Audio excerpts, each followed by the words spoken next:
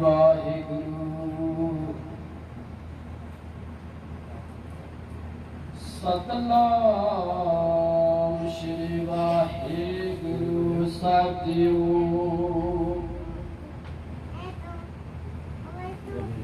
सतनाम श्री वाहिगुरु साहिब जियो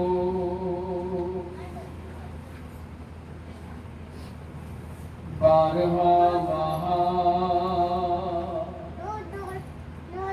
माघ महला पंजवा घर चौथा एक ओंकार सतगुर प्रसाद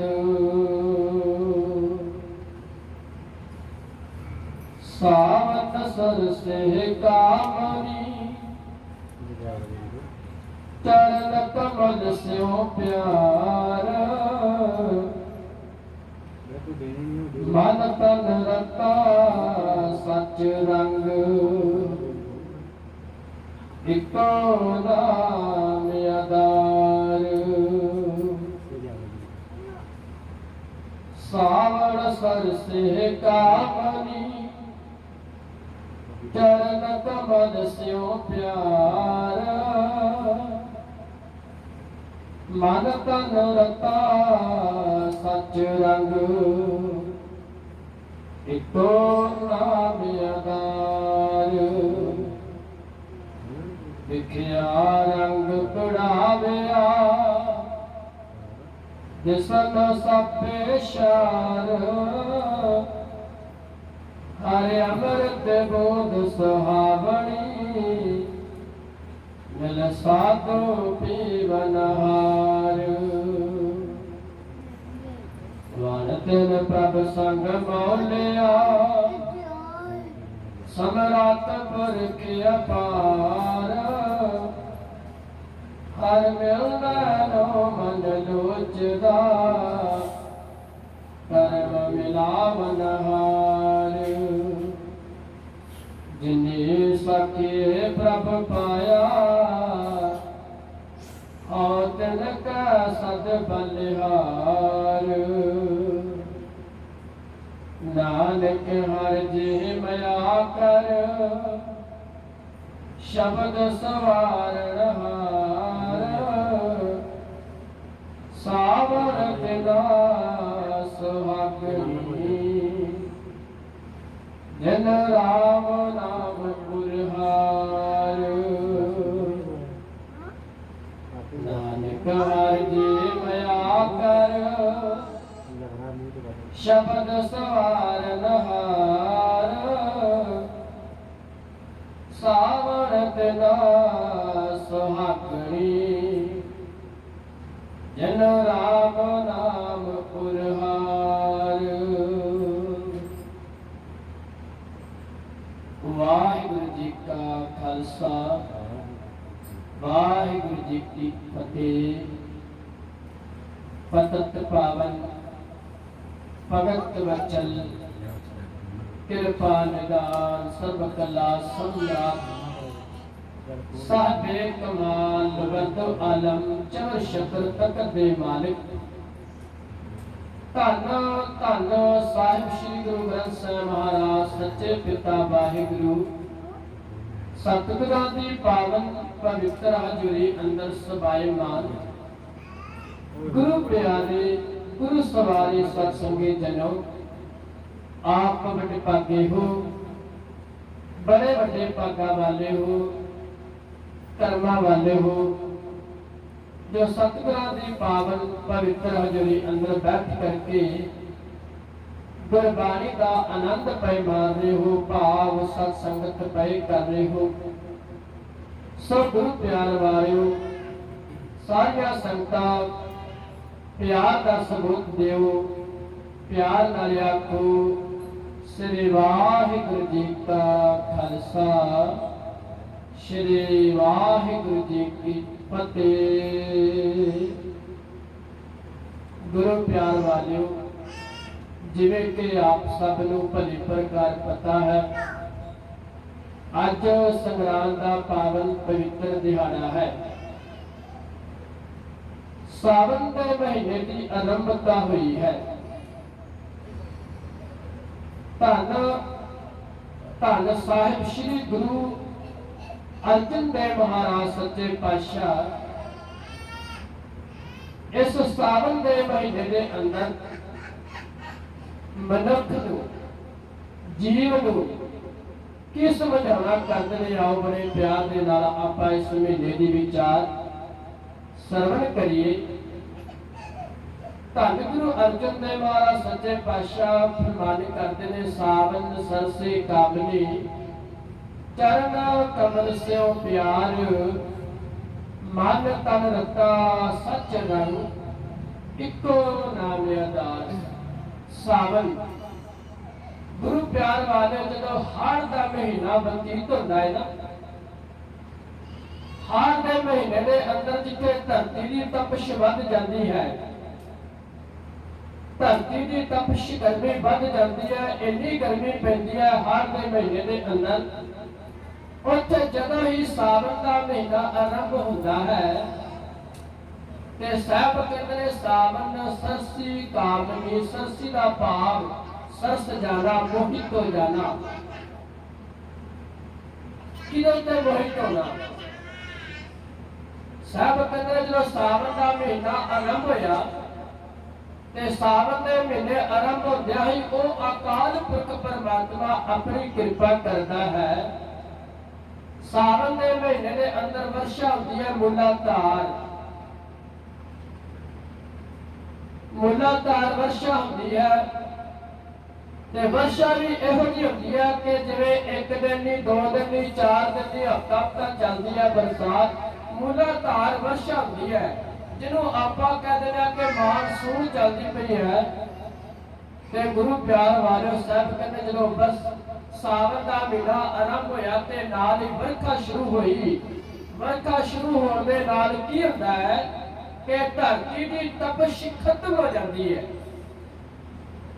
ਤੇ ਧਰਤੀ ਦੀ ਤਪਸ਼ ਖਤਮ ਹੋ ਜਾਣ ਦੇ ਨਾਲ ਸਾਰੀ ਧਰਤੀ ਹਰਿਆਵਲੀ ਹੋ ਜਾਂਦੀ ਹੈ, ਹਰੀ ਭਰੀ ਹੋ ਜਾਂਦੀ ਹੈ। ਬਾਗ ਬਗੀਚੇ ਫੁੱਲ ਜਾਂਦੇ ਨੇ, ਖਿੜ ਜਾਂਦੇ ਨੇ, ਬਹਾਰ ਆ ਜਾਂਦੀ ਹੈ, ਖੇੜਾ ਆ ਜਾਂਦਾ ਹੈ, ਮੰਗਲ ਆ ਜਾਂਦਾ ਹੈ ਧਰਤੀ ਤੇ ਅਤੇ ਬਨਸਪਤੀ ਦੇ ਅੰਦਰ। ਔਰ ਸਾਹਿਬ ਕਹਿੰਦੇ ਨੇ, ਵੇਖੋ ਸਾਵਣ ਦਾ ਮਹੀਨਾ ਆਇਆ, ਵਰਖਾ ਹੋਈ। ਵਰਖਾ ਹੋ ਜਾਣ ਦੇ ਨਾਲ ਧਰਤੀ ਦੀ ਤਪਸ਼ ਖਤਮ ਹੋਈ ਤੇ ਧਰਤੀ ਦੇ ਅੰਦਰ ਜਿਹੜੀ ਬਨਸਪਤੀ ਹੈ, ਹਰਿਆਵਲੀ ਪੈਦਾ ਹੋ ਗਈ। ਬਨਸਪਤੀ ਦੇ ਅੰਦਰ ਹਰਿਆਵਲੀ ਪੈਦਾ ਹੋ ਗਈ, ਹਰੀ ਭਰੀ ਹੋ ਗਈ।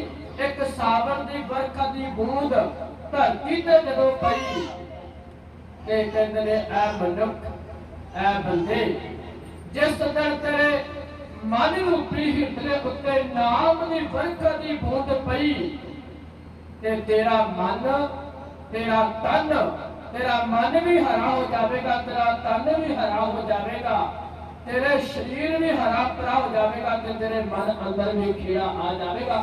ਪਰ ਉਹ ਆਵੇਗਾ ਤਾਂ ਜੇ ਨਾਮ ਦੀ ਵਰਖਾ ਵਾਲੀ ਬੂੰਦ ਤੇਰੇ ਮਨ ਰੂਪੀ ਹਿਰਦੇ ਤੇ ਪਵੇਗੀ। ਗੁਰੂ ਪਿਆਰ ਵਾਲਿਓ, ਸਾਵਣ ਦਾ ਮਹੀਨਾ ਆਰੰਭ ਹੁੰਦਿਆਂ ਹੀ ਸੱਚੇ ਪਾਤਸ਼ਾਹ ਗੁਰਬਾਣੀ ਦੇ ਅੰਦਰ ਬੜੇ ਸੋਹਣੇ ਫਰਮਾਨ ਕਰਦੇ ਨੇ। ਕਹਿੰਦੇ ਨੇ, ਉਹ 4 ਜੀਵ, 4 ਐਸੇ ਜੀਵ ਨੇ ਜਿਹੜੇ ਸਾਵਣ ਦੇ ਮਹੀਨਾ ਆਰੰਭ ਹੋਇਆ, ਵਰਖਾ ਆਰੰਭ ਹੋਈ ਤੇ ਉਹਨਾਂ ਦੇ ਮਨ ਅੰਦਰ ਵੀ ਸ਼ੋੜਾ, ਮਨ ਅੰਦਰ ਕਿਤੇ ਵੈਰਾਗ ਪੈਦਾ ਹੋ ਜਾਂਦਾ ਹੈ, ਕਿਤੇ ਅੰਦਰ ਕਲਪਨਾ ਪੈਦਾ ਹੋ ਜਾਂਦੀ ਹੈ। ਤੇ 4 ਐਸੇ ਜੀਵ ਨੇ ਜਿਨ੍ਹਾਂ ਦੇ ਅੰਦਰ ਖੁਸ਼ੀ ਆ ਜਾਂਦੀ ਹੈ, ਖੇੜਾ ਆ ਜਾਂਦਾ, ਆਨੰਦ ਆ ਜਾਂਦਾ ਹੈ। ਹੁਣ 4 ਉਹ ਕਿਹੜੇ ਜੀਵ ਨੇ?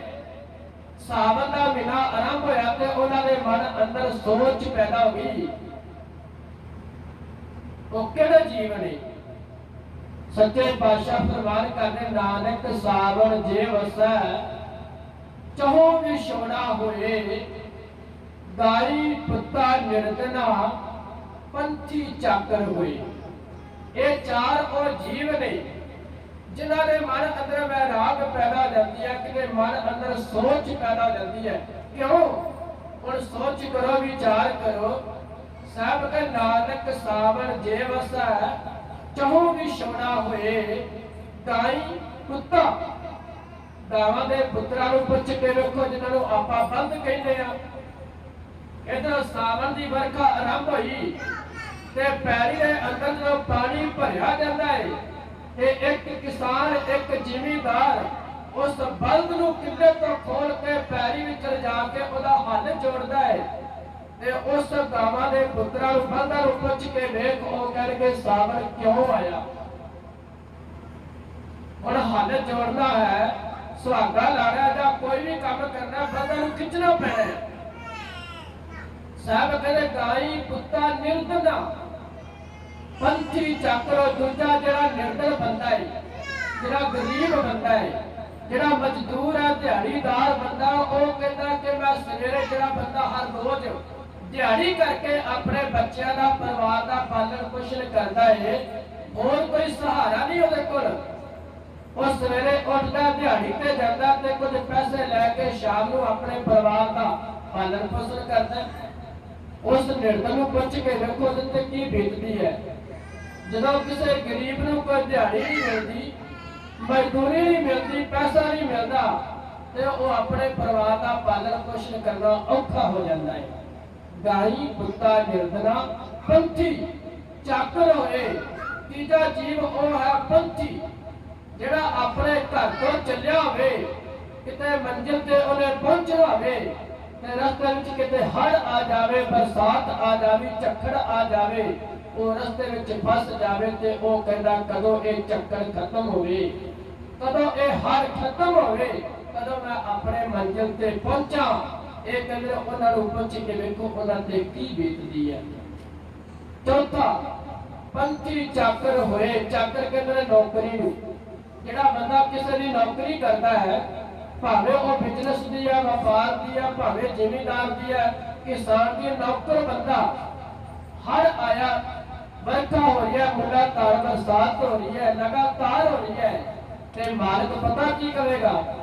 ਮਾਲਕ ਆਪਣੇ ਘਰ ਬੈਠਾ ਹੈ ਤੇ ਚਾਕਰ ਨੂੰ ਕਹੇਗਾ ਜਾ ਆ ਕੰਮ ਕਰਕੇ ਆ, ਤੇ ਚਾਕਰ ਵਿਚਾਰੇ ਨੂੰ ਜਾਣਾ ਪਵੇਗਾ।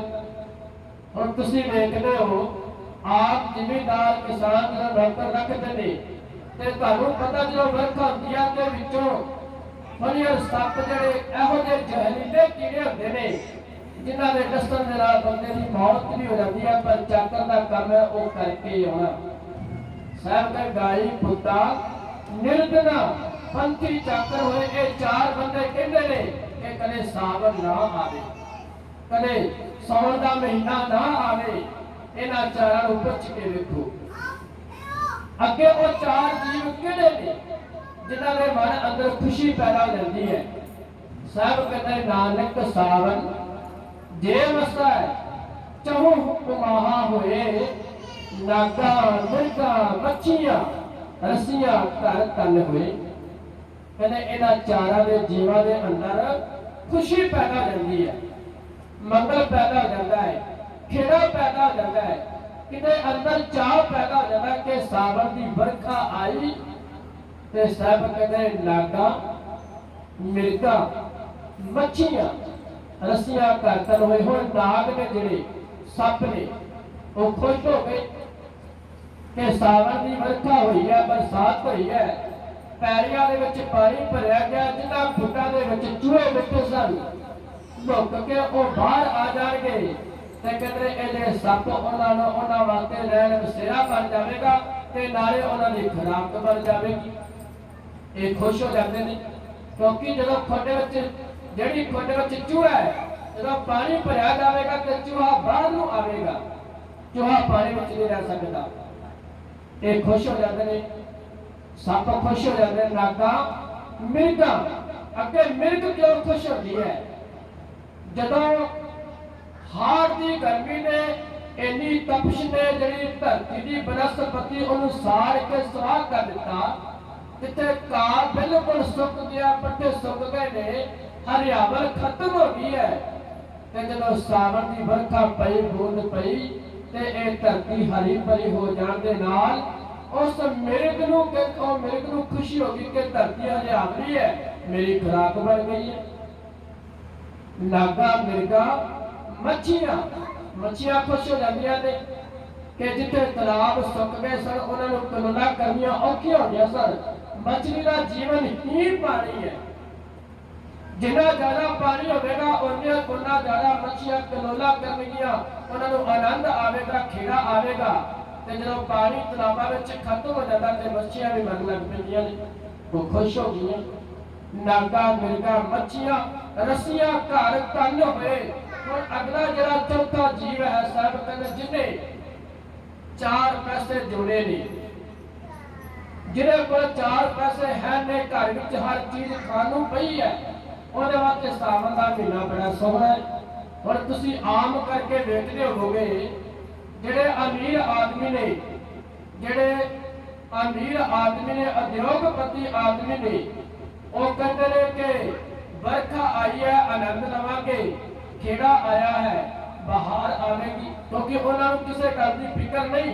उन्होंने घर खान हर एक चीज है, हर एक वस्तु घर पई है, भावे महीना 2 महीने 3 महीने लग जान, उन्होंने इस गल का डर नहीं। आ गुरु प्यार वालों, तुसी इस चीज तो भली भांति जानते हो। आ हुणे हुणे तुसी इस दौर तो लंघ के गए हो, इस दौर तो गुजरे हो। आ पिछे 2-3 महीने लॉकडाउन होया है ते तुसी इन्हां चीज़ां नूं महसूस कीता है। जिहड़े बेचारे गरीब सन, जिन्हां दे कोल रोज़ दा माड़ा मोटा काम करके आके अपना कार विहार करते सन, ते उन्हां नूं पता है कि ये कितना निकलता, किवें समा बतीत होंदा है। ते जिन्हां ने समा पैसा जोड़िया है उन्हां वास्ते लॉकडाउन भावें 3 महीने 4 महीने 5 महीने चलता रहे। गल यह है साहब दे रस्सियां घर तन होए अमीर आदमी वास्ते बरखा बड़ा आनंद पैदा करती है, ते गरीब आदमी वास्ते वो महसूस हो जाता है। वो कहता कि किते बरखा ना पवे, किते बरसात ना होवे, मैं सवेरे दिहाड़ी जावां ते शाम को पैसे लैके अपने परिवार को पाला। हुण ये 4 जी ना खुश होने वाले ते 4 जीव खुश होने वाले ने। पर साहब कहते तू इन्हां गल्लां नूं त्याग के इन्हां तो उता उठ। सावन सरसी कामणी चरण कमल से प्यार तू परमात्मा दे नाल वाहिगुरू दे नाल प्रेम कर, प्यार कर बंदिया। जे ओदी कृपा हो गई, जे ओदी रहमत हो गई ते ए महीना तेरे वास्ते खुशियां भरिया आवेगा। चरण कमल से प्यार, मन तन रत्ता सच रंग इको नाम आधार। एक आसमान तो बूंद निकलती है धरती ते, धरती हरियावल हो जाती है। एक नाम की बूंद तेरे जो मन उत्ते पवेगी, तेरा मन ते तन भी रंग हो जाएगा, रंगिया जाएगा। सागर मन तन रत्ता सच रंग इको नाम आधार, बिखया रंग पड़ाविया जिस तन सभे चार। और कहते इस संसार के अंदर ऐसे पदार्थ ने, ऐसिया चीज़ां ने, ऐसिया वस्तुआं ने जिन्होंने आप प्यार करते हैं, प्रेम करते हैं। पर साहब की कहते वो स्वाद के बराबर नहीं बंदिया। हाँ तू उन्होंने इन्ना प्यार पा के बैठा है, तेनू रब चेता ही नहीं, तेनू परमात्मा चेता ही नहीं, तू कदे नाम सिमरन नहीं किया। उन्होंने प्यार पा के बैठे जेड़े स्वाद के बराबर ने खत्म हो जाने वाले। बिखरिया रंग कुड़ाविया जिसर सभे चार, हर अमृत बूंद सुहागनी मेरे साधु पीवन हार। कहते ऐ जी उस परमात्मा ने नाम रूपी सिमरन की बूंद, सिमरन का जल अपने मन करके हिरदे करके उन्होंने पी के वेख, हर मिलता है लोग कहते हर अमृत बूंद सुहावनी मेरे साधु पीवन हार। वो तेन संगत दे विच मिलेगी बंदिया, संगत विच आएगा ता मिलेगी। वार तेरे प्रभ संग मोहनिया समर्थ पुर के अपार, जिथे सारा वन वनस्पति सारी हरी भरी हो जाती है। वार तेरे प्रभ संग मोहनिया, जब परमात्मा की कृपा हुई तो वनस्पति हरी भरी होके मौलती है, ये फिर खेड़े विच आके लहराउंदी है। तुसीं कदे वेख्या होवेगा जदों पवन चलती है, हवा चलती है, ते जिहड़े पत्ते दीयां टाहनियां ने जिहड़ियां वृक्ष दीयां टाहनियां ओह लहराउंदियां ने ਇਹਦਾ मतलब है ਉਹ ਮੌਲਦੀਆਂ ਨੇ ਖੁਸ਼ੀਆਂ ਆਨੰਦ ਮਾਣਦੀਆਂ ਨੇ ਖੇੜਾ ਮਾਣਦੀਆਂ ਨੇ ਵਾਰ ਤਨ ਪ੍ਰਭ ਸੰਗ ਮੌਲ ਲਿਆ ਸਮਰੱਥ ਪੁਰਖ ਅਪਾਰ ਹਰ ਮਿਲਦਾ ਲੋ ਮਨ ਲੋਚਦਾ ਮੇਰਾ ਮਨ ਤੇ ਕਰਦਾ ਕਿ ਰੱਬ ਮੈਨੂੰ ਮਿਲੇ ਮਨ ਕਿਹਦਾ ਨਹੀਂ ਕਰਦਾ ਸੰਸਾਰ ਦੇ ਅੰਦਰ ਹਰ ਬੰਦਾ ਕਹਿੰਦਾ ਹੈ ਹਰ ਜੀਵ ਕਹਿੰਦਾ ਹੈ हर मनुख कहता कि मैनू परमात्मा मिले पर मिलेगा किवें हर मिलना ढो मन लोचदा कर मंगला बनवार सब कहते बंदिया तेरे कर्म परमात्मा नाल मिलाप करवाउणगे ते ओ कर्म आपां किवें करने ने कर्म असीं आप बनाने ने परमात्मा ने सानू आ मनुखा दे के मनुखा शरीर दे के संसार के अंदर भेजिया है सानू हर चीज दी है परमात्मा कहता तू कर्म ऐसे कर कि उन्हां कर्मां दे अनुसार परमात्मा तेनू मिल पवे ते ओ कर्म किवें मिलदे ने अगे कहंदे साहब जिन्ने सखिया प्रभ पाया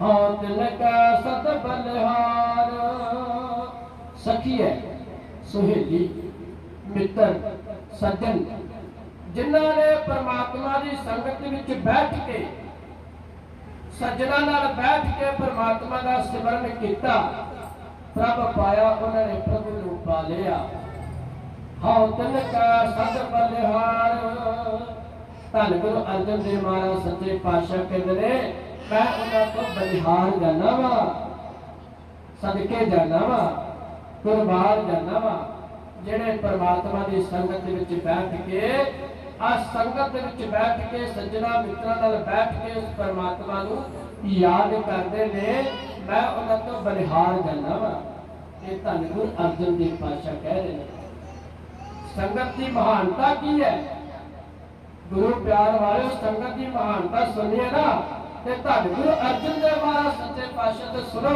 कि संगत की महानता की है ਐਵੇਂ ਨਹੀਂ ਸੰਗਤ ਦੇ ਅੰਦਰ ਪਰਮਾਤਮਾ ਦਾ ਵਾਸ ਹੁੰਦਾ ਸੰਗਤ ਦੇ ਅੰਦਰ ਹੀ ਰੱਬ ਵਸਦਾ ਹੈ ਸੰਗਤ ਦੇ ਅੰਦਰ ਹੀ ਪਰਮਾਤਮਾ ਵਸਦਾ ਹੈ ਇਸੇ ਕਰਕੇ ਸਾਹਿਬ ਕਹਿੰਦੇ ਸੰਗਤ ਕਰਿਆ ਕਰੋ ਤੇ ਸਾਹਿਬ ਅੱਗੇ ਫਰਮਾਨ ਕਰਦੇ ਆਖਿਰਲੀਆਂ ਪੰਕਤੀਆਂ ਦੇ ਅੰਦਰ ਨਾਨਕ ਹਰ ਜੀ ਮਾਇਆ ਕਰ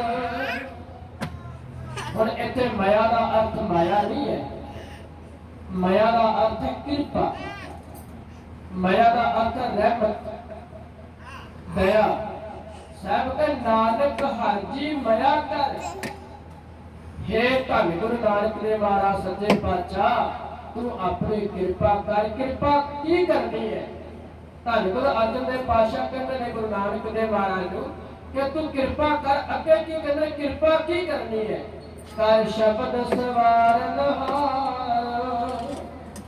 कृपा ये कर कि तेरे शब्द नूं मैं अपने मन अंदर वसा लवा कर शब्द सवार लवा जब शब्द अंदर वस गया जब गुरबाणी अंदर वस गई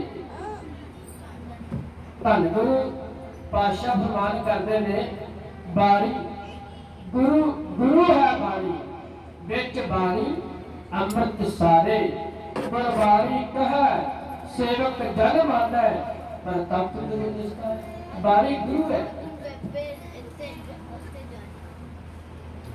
जे असी मनांगे तां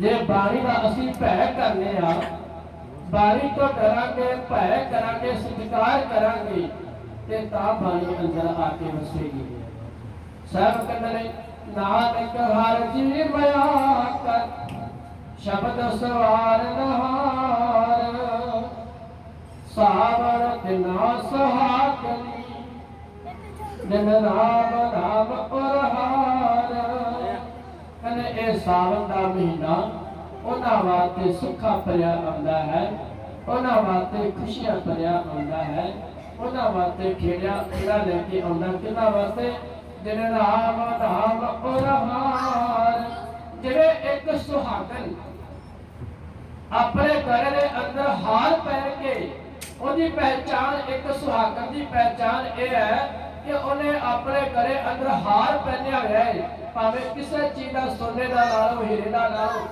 ਹਾਰ ਪਹਿਨਿਆ ਹੋਇਆ ਤੇ ਇਹ ਉਹਦਾ ਚਿੰਨ੍ਹ ਹੈ, ਨਿਸ਼ਾਨੀ ਹੈ ਕਿ ਇਹ ਸੁਹਾਗਣ ਹੈ। ਤੇ ਸਾਹਿਬ ਕਹਿੰਦੇ ਨੇ ਜਿਨ੍ਹਾਂ ਨੇ ਆਪਣੇ ਮਨ ਰੂਪੀ ਕੰਠ ਦੇ ਅੰਦਰ ਨਾਮ ਦੀ ਮਾਲਾ ਦਾ ਹਾਰ ਪਹਿਨਿਆ ਹੋਵੇ, ਨਾਮ ਦੀ ਮਾਲਾ ਦਾ ਹਾਰ ਪਰੋ ਕੇ ਆਪਣੇ ਕੰਠ, ਆਪਣੇ ਗਲੇ ਅੰਦਰ ਪਾਇਆ ਹੋਵੇ, ਤੇ ਇਹ ਨਿਸ਼ਾਨੀ ਹੈ ਗੁਰੂ ਦੇ ਸਿੱਖ ਦੀ, ਇਹ ਨਿਸ਼ਾਨੀ ਹੈ ਗੁਰੂ ਦੇ ਸੇਵਕ ਦੀ ਕਿ ਉਹਦੇ ਨਾਮ ਰੂਪੀ ਸਿਮਰਨ ਦਾ ਹਾਰ ਗਲੇ ਵਿੱਚ ਪਿਆ ਹੋਇਆ ਹੈ। ਤੇ ਇਹ ਉਹ ਨਿਸ਼ਾਨੀ ਹੈ ਕਿ ਇਹ ਗੁਰੂ ਦਾ ਸਿੱਖ ਹੈ, ਇਹ ਗੁਰੂ ਦਾ ਭਗਤ ਹੈ, ਇਹ ਗੁਰੂ ਦਾ ਸੇਵਕ ਹੈ, ਇਹ ਨਿਸ਼ਾਨੀ ਹੈ। ਗੁਰੂ ਪਿਆਰ ਵਾਲਿਓ, ਤਾਂ ਹੀ ਤੇ ਧੰਨ ਗੁਰੂ ਅਰਜਨ ਦੇਵ ਮਹਾਰਾਜ ਸੱਚੇ ਪਾਤਸ਼ਾਹ ਕਹਿੰਦੇ ਨੇ, ਐ ਜੀਵ ਤੇਰੇ ਵਾਸਤੇ ਸਾਵਣ ਦਾ ਮਹੀਨਾ ਤਾਂ ਸੁਹਾਵਣਾ ਹੋਵੇਗਾ ਜੇ ਤੇਰੇ ਮਨ ਰੂਪੀ ਹਿਰਦੇ ਅੰਦਰ ਪਰਮਾਤਮਾ ਦਾ ਨਾਮ ਵਸਿਆ। ਤੇ ਨਾਮ ਨਹੀਂ ਵਸਿਆ ਤੇ ਇਹ ਨਹੀਂ ਹੈ ਕਿ ਆ ਸਾਵਣ ਦੀ ਵਰਖਾ ਪੈ ਰਹੀ ਹੈ ਤੇ ਤੇਰਾ ਮਨ ਹਾਰ ਦੇ ਮਹੀਨੇ ਵਾਂਗੂ ਤਪਸ਼ ਵਿੱਚ ਰਹੇਗਾ। ਜਿਵੇਂ ਹਾਰ ਦਾ ਮਹੀਨਾ ਤਪਦਾ ਹੈ, ਇਸੇ ਤਰ੍ਹਾਂ ਤੇਰਾ ਦਿਲ, ਤੇਰੀ ਆਤਮਾ, ਤੇਰਾ ਮਨ ਤੜਫਦਾ ਰਹੇਗਾ। ਤੇ ਇਸ ਕਰਕੇ ਸਾਹਿਬ ਕਹਿੰਦੇ ਜੇ ਤੂੰ ਇਹਨੂੰ ਠੰਡਕ ਪਹੁੰਚਾਉਣੀ ਹੈ ਨਾ, ਤੇ ਆਪਣੇ ਮਨ ਨੂੰ ਸ਼ੀਤਲ ਕਰਨਾ, ਤੇ ਨਾਮ ਰੂਪੀ ਸਿਮਰਨ ਦਾ ਹਾਥ ਆਪਣੇ ਕੰਠ ਵਿੱਚ ਪਰੋ ਕੇ ਰੱਖ, ਆਪਣੇ ਗਲੇ ਵਿੱਚ ਪਰੋ ਕੇ ਰੱਖ। ਸੋ ਗੁਰੂ ਪਿਆਰ ਵਾਲਿਓ, ਧੰਨ ਗੁਰੂ ਅਰਜਨ ਦੇਵ ਮਹਾਰਾਜ ਸੱਚੇ ਪਾਤਸ਼ਾਹ ਆਪਾਂ ਨੂੰ ਇਹੀ ਸਮਝਾਉਣਾ ਕਰਦੇ ਨੇ ਕਿ ਪਰਮਾਤਮਾ ਦਾ ਨਾਮ ਜਪਿਆ ਕਰੋ, ਸਿਮਰਨ ਕਰਿਆ ਕਰੋ, ਆਰਾਧਨਾ ਨਾ ਕਰਿਆ ਕਰੋ, ਸਤ ਸੰਗਤ ਕਰਿਆ ਕਰੋ। ਮੇਰੇ ਮਾਧੋ ਜੀ ਸਤ ਸੰਗਤ ਮਿਲਿਆ ਸੋ ਤਰਿਆ। ਗੁਰੂ ਪਿਆਰ ਵਾਲਿਓ, ਉਹੀ ਧੰਦਾ ਹੈ, ਉਹੀ ਭਾਵ ਸਾਗਰ ਤੋਂ ਪਾਰ ਹੁੰਦਾ ਹੈ ਜਿਹੜਾ ਗੁਰੂ ਦੀ ਸੰਗਤ ਵਿੱਚ ਆ ਕੇ ਬੈਠਦਾ ਹੈ। ਸੋ ਆਪ ਭਾਗਾ ਵਾਲਿਓ, ਕਰਮਾਂ ਵਾਲੇ ਹੋ। ਅੱਜ ਸੰਗਰਾਂਦ ਦੇ ਦਿਹਾੜੇ ਤੇ, ਸਾਵਣ ਦੇ ਮਹੀਨੇ ਦੀ ਅਨੁਮਤਾ ਤੇ ਸਤਿਗੁਰਾਂ ਦੇ ਚਰਨਾਂ ਦੇ ਵਿੱਚ ਹਾਜ਼ੂਰੀ ਵਿੱਚ ਆ ਕੇ ਇਸ ਮਹੀਨੇ ਦੀ ਆਰੰਭਤਾ ਨੂੰ ਸ਼ੁਰੂਆਤ ਕੀਤਾ ਹੈ। ਤੇ ਸਤਿਗੁਰ ਦੀ ਕਿਰਪਾ ਕਰਨ ਕਿ ਇਹ ਸਾਵਣ ਦੇ ਮਹੀਨੇ ਦੀ ਵਰਖਾ ਜਿਹੜੀ ਹੈ, ਨਾਮ ਰੂਪੀ ਵਰਖਾ ਸਾਡੇ ਸਾਰਿਆਂ ਦੇ ਮਨ ਰੂਪੀ ਹਿਰਦੇ ਅੰਦਰ ਵਸ ਜਾਵੇ ਤੇ ਸਾਡਾ ਸਾਦਾ ਹੋਇਆ ਹਿਰਦਾ, ਤਪਦਾ ਹੋਇਆ ਹਿਰਦਾ ਕਿਤੇ ਸ਼ਾਂਤੀ ਆ ਜਾਵੇ। ਸੋ ਇਹਦੀਆਂ ਕੋਈ ਬੇਨਤੀਆਂ ਪ੍ਰਵਾਨ ਕਰੋ।